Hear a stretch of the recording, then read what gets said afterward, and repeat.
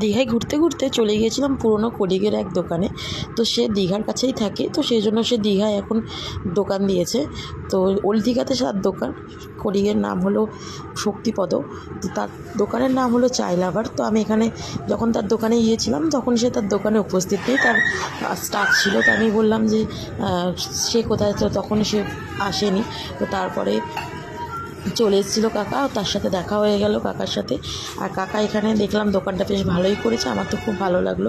পাওয়া যায় burger, sandwich, নানান রকমের মকটেলস, টি, এসব। তো কাকা আমাদেরকে একটা মকটেলস ট্রাই করালো। তো সেটা হলো গিয়ে ব্লু লাগুন, বেশ ভালো লাগলো, গরমে বেশ ঠান্ডা ঠান্ডা দারুণ লেগেছিলো। আর তারপরে আমাদের দিয়েছিল ফ্রেঞ্চ ফ্রাই। তো ফ্রেঞ্চ ফ্রাই আর মকটেলস খুব দারুণ লাগছিলো। তো তারপরে আমার মামুনি আর আমার বাবা দুজনে মিলে চলে এসেছিলো, তারা একটু চা আর ফ্রেঞ্চ ফ্রাই ট্রাই করছিলো। তো সত্যি কথা বলতে খুব দারুণ লেগেছিলো। আর কাকাকে বলেছিলাম, কাকা এবারে কলকাতায় এসে আমাদের এখানে এই দোকান খোলো। তো বলেছিলো নিশ্চয়ই যাব, নিশ্চয়ই করব। তো অপেক্ষায় রইলাম।